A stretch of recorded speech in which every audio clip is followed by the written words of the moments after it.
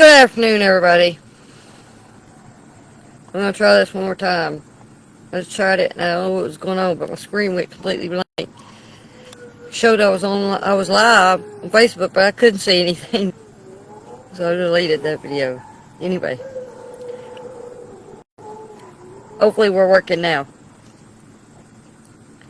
So, a little technical difficulties today. Anyway, I've been working today, doing some stuff, but it seems my sister overdid it a little bit yesterday to her foot. She has this infection in her foot, and I've been praying for it. Y'all need to pray for it. That it heals up and it goes away. And she got a staph infection in it.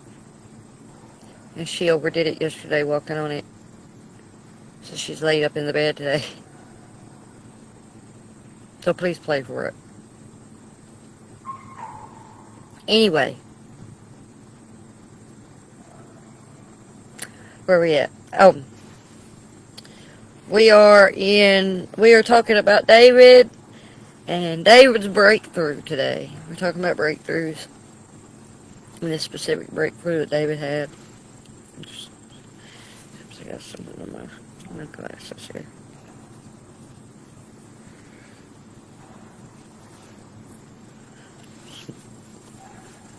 Dust. Okay. So, we're in chapter 14 of 1 Chronicles. And title of this message is David's Breakthrough.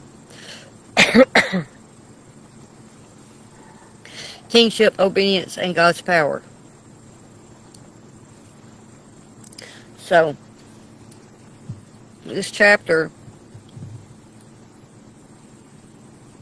details King David's establishment in Jerusalem. As he established this kingdom and the military victories that he had that actually emphasized, how reliant he was on God.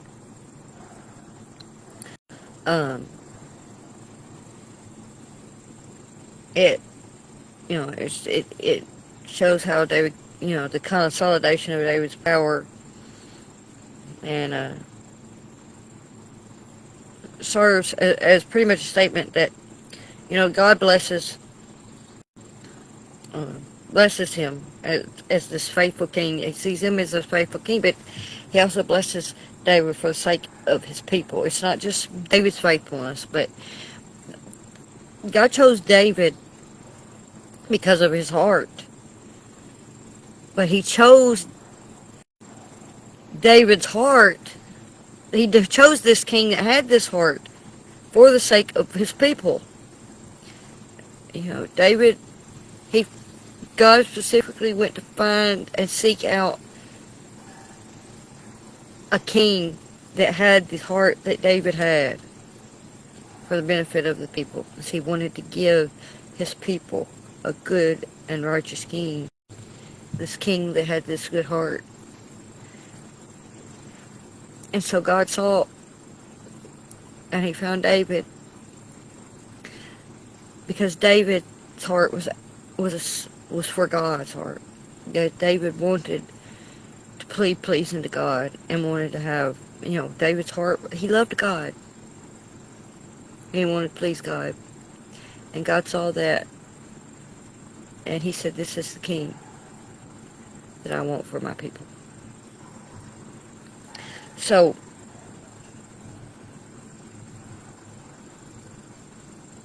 the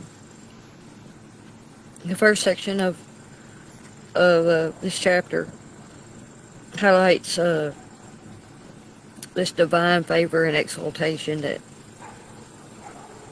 confirmed David's legitimacy and his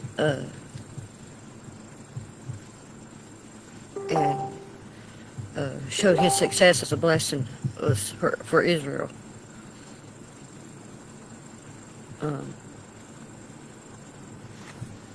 first off, it recognizes, it shows, this international type recognition that he received, and because it shows that, there was King Hiram of Tyre sent messengers, um, and, carpenters and cedar masons and all this to help David to build his palace. He was a prominent foreign ruler,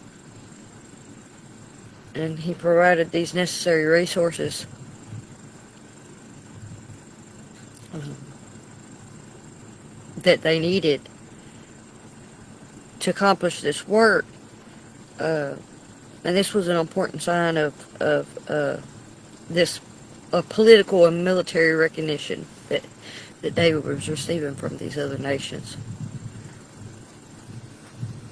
So it's kind of solidified his international standing with these other, an international standing. Other nations recognized him.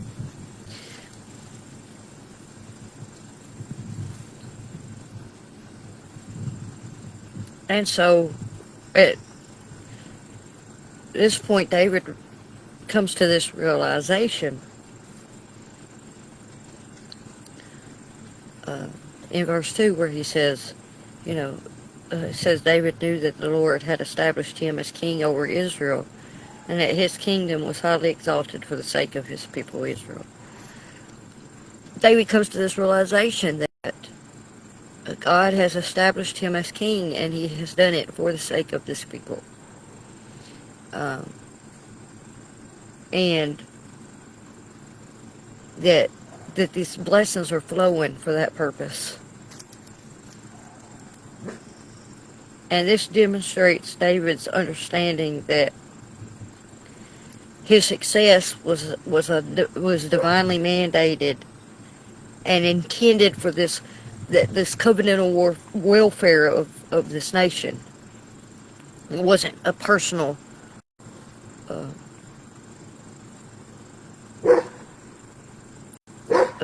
pledge to him. God wasn't doing this just for David. God didn't raise him up to be king just for his own sake, but for the sake of this whole nation. So David comes to this realization that is his purpose.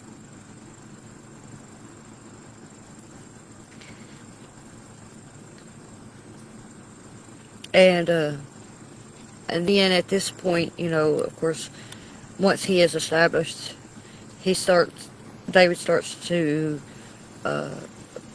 he goes to Jerusalem, and he begins to take more wives and have more children, and he begins to grow his family. Because, and he fathered all these children, including Solomon. Because, the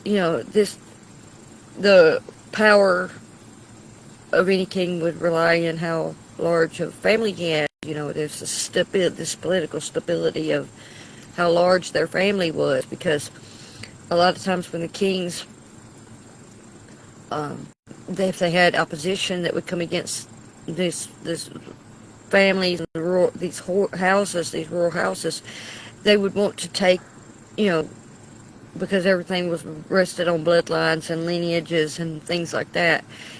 If another opposition come against them, they would want to take out this all the sons, all the daughters. So the more sons and daughters or whatever that they had, the more stable the house, this lineage, this family was. That they had more. There was more to take out. If the opposition was more going to want to come against them, they had more people they had to take out to completely cause this house to fall.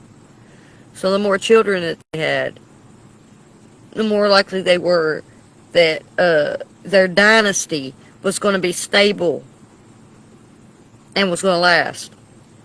But this also, symbolizes God's provision in this, that He's providing this stability. He's blessing them with these children to to provide this stability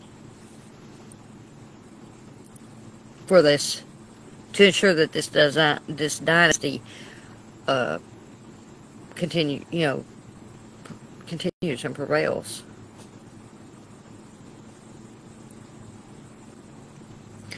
Uh, as I said, this large number of these sons can, uh, ensured this continuation of this royal line. So it was, this was traditionally seen as a measure of the king's strength, and his how he was blessed, and the strength that he had was through how many children he had. So then it goes on to highlight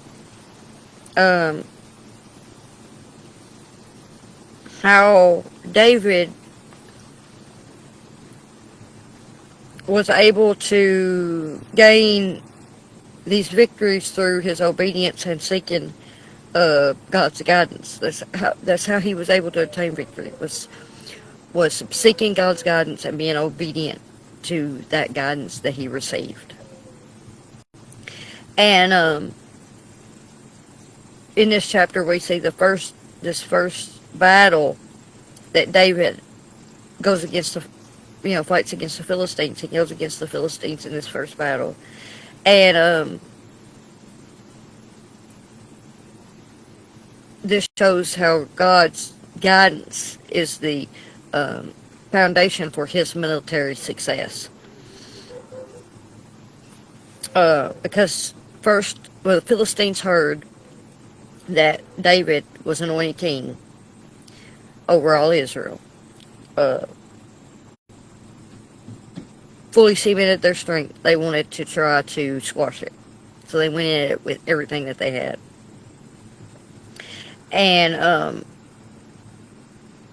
instead of just relying on, his own tactical knowledge and his military acumen and his army, how strong his army was and all this, David's first move, of course, was to inquire of God of what he should do. And he went and he asked God, shall I go up against the Philistines? Will you deliver them? And this act demonstrated David's faithful dependence on God. And of course, God gave David the answer and said, yes, go up, I will deliver them into your hand. So he had this divine guarantee, an assurance of victory. And of course, we then see in verse 11 and 12 that David does go against them like God tells him to, and he actually, this takes place at a place called Baal Perazim, which actually means Lord of breaking through. And this is what this is where David gets his breakthrough, because it says he says, God has broken through my enemies by my hand like the breaking forth of waters. And when he's, this is an image of the overwhelming and unstoppable nature of God's intervention in this battle that ensured this victory. And following the victory, because the Philistines left behind their idols, he and David captured these Philistine idols and he burned them to assert, his God's supremacy over these pagan deities.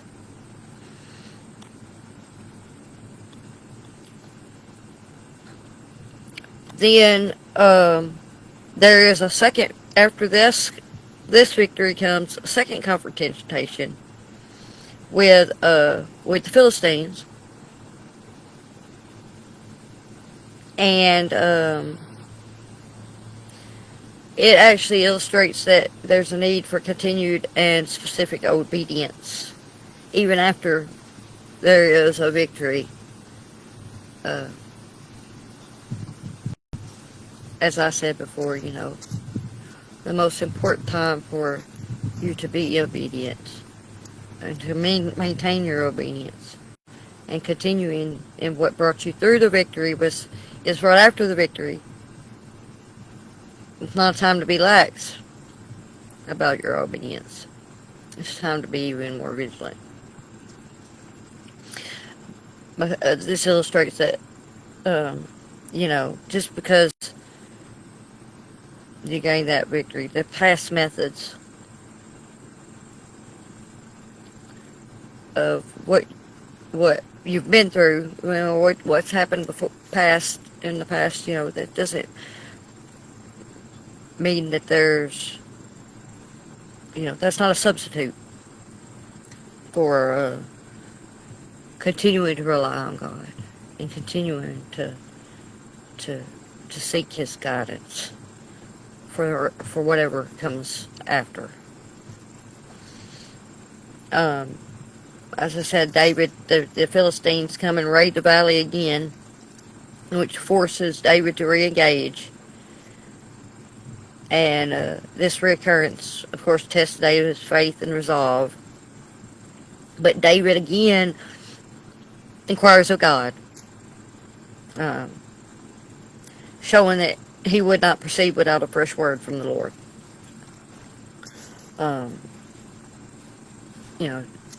David didn't do anything without seeking the Lord first. Except, well, I say he did. He made a big mistake where he didn't inquire of the Lord. And the one time that he really relied on his own self and didn't inquire of the Lord, it was the major mistake of his life. But most of the time, David inquired of the Lord. So,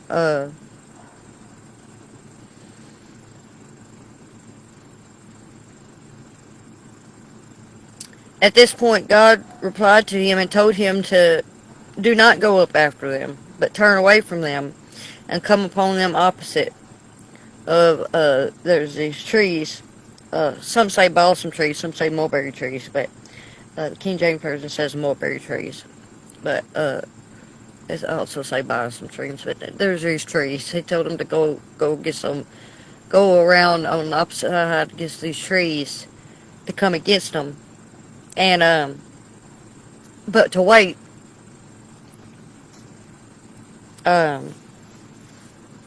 till he heard this sound. And it was supposed to be, it says, when thou shalt hear a sound of going in the tops of the mulberry trees, and then thou shalt go out of battle. That some versions say this is the sound of marching in the tops of these trees.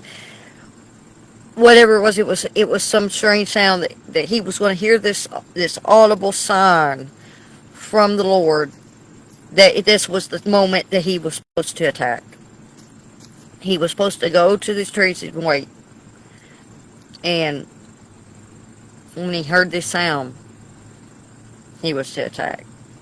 This was going to be like it was an auditory type miraculous sound that he was going to hear, that he knew was going to be this specific, undeniable signal that God had gone out before them, because that's what it says, God's going to go out before you.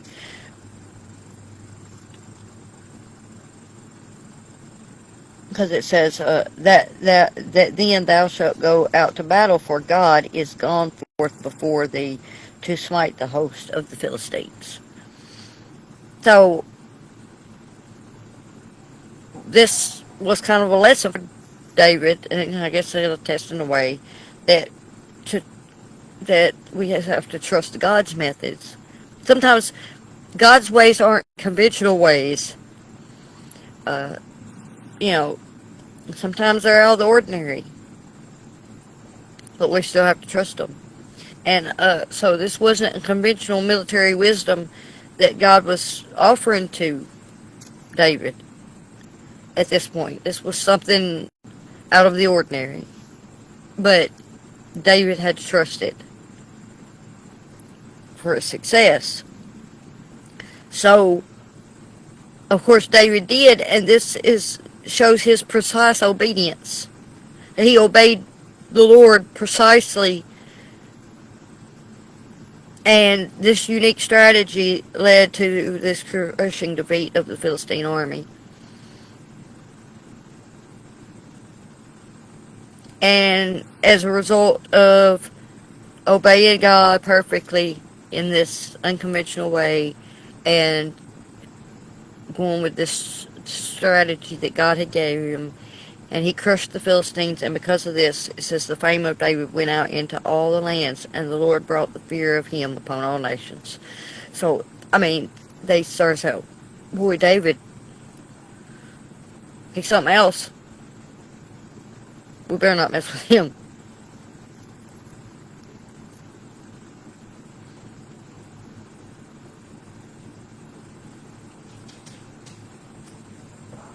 So, but it wasn't David's military prowess.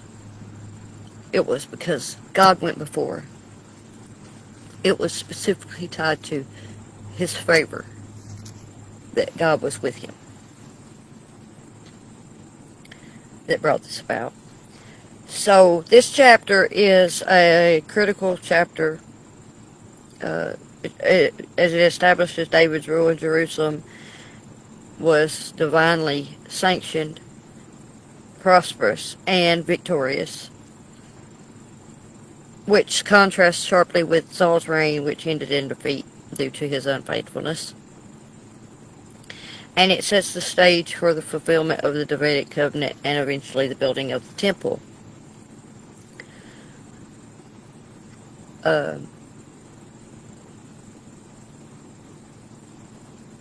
David's victories as this divinely appointed king and his success in securing his people foreshadow the ultimate eternal king, Jesus. Uh, as I said, the name of the place where he defeated these Philistines, where it's called Lord of Breaking Through. This is symbolizes how, cross definitive breakthrough over ultimate enemies of sin and death. And David's reign being exalted for the sake of the people points to Jesus, who secured salvation for his people. This chapter gives us a core lesson on the necessity of definite obedience.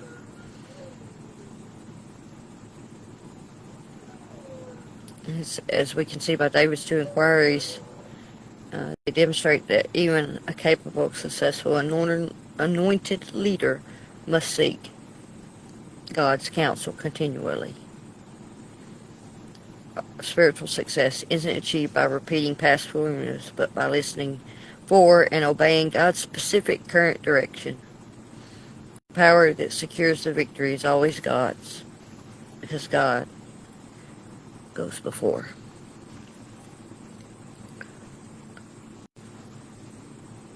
So as we can see,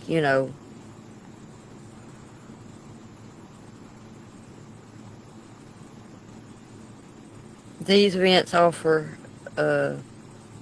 us this powerful spiritual lesson on the nature of breakthroughs, or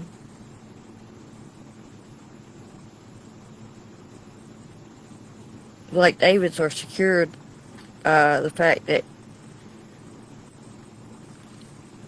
God's already ahead of us. He's already working everything out. And we're just, that's why we have to wait, and we have to seek His guidance, and we have to wait on His timing, and be obedient, because He's already out ahead.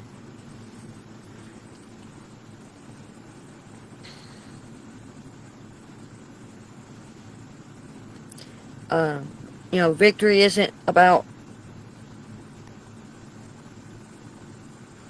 our strength, or that, repeating a pattern of past successes and what brought us through before, but it's about, relying on the Lord's power.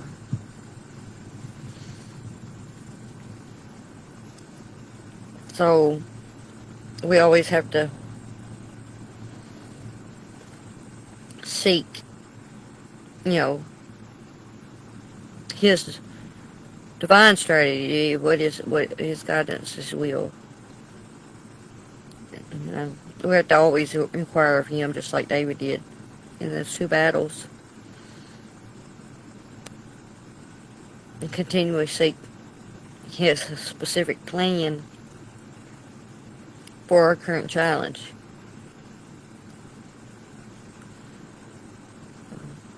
Proverbs 3:5-6 tells us to trust in the Lord with all our heart, and do not lean on your own understanding.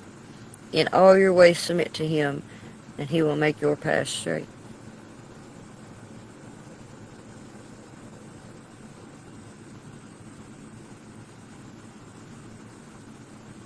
And sometimes our obedience is a little unconventional, or the things God tells us to do are a little unconventional, but we still gotta obey them.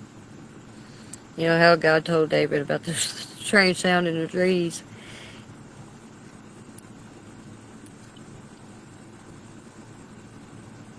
Breakthroughs often require this bold type of obedience to a course that sometimes doesn't make sense. Not human sense, anyway.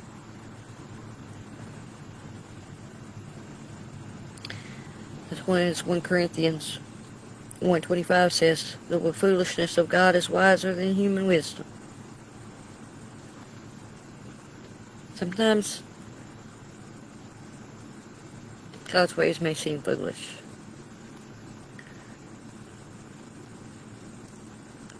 To, human means. And that's also, we always have to achieve breakthrough, we have to rely on God's power. That's the number one. The breakthroughs come by Him alone. As David recognized, he said, God, has broken through my enemies. It's not, that God did this.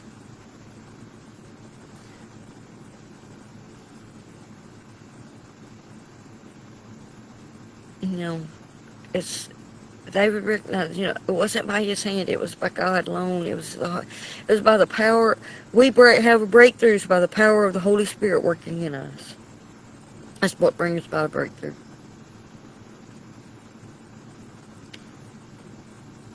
In Philippians 2:13, Paul says, for it is God who works in you to will and to act in order to fulfill His good purposes, His purpose.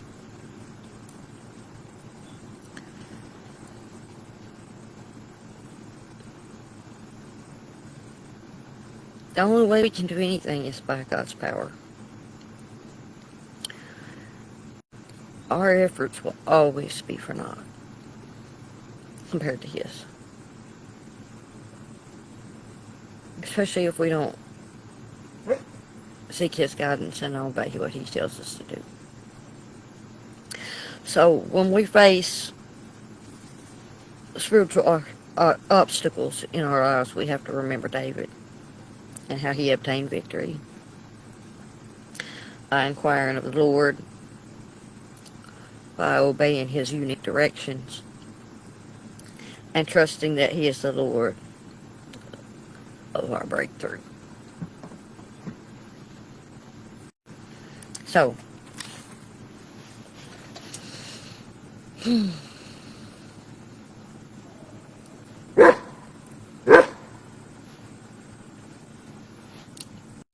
Anyway, you know, I think that for anybody who is facing some type of challenge, the best encouragement I can give them is to, seek the Lord's guidance and rely on His, you know, just continue to obey and rely on His timing. Every time I've ever received a breakthrough, it's been a process of oftentimes maintaining that strict consistency in the obedience of just do what He gives you a word, and you just continue to do it till you see something happen. It's like I'm doing with these messages.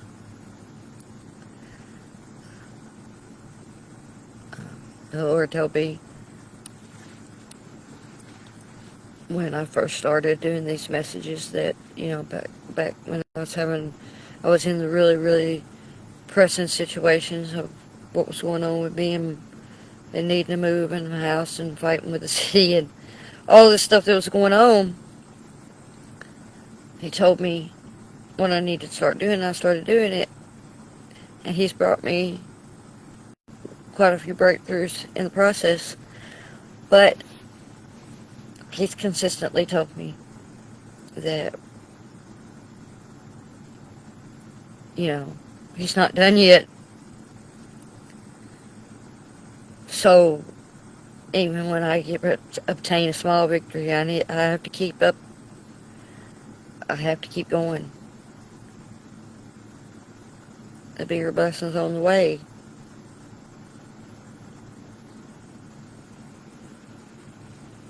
So, anyway,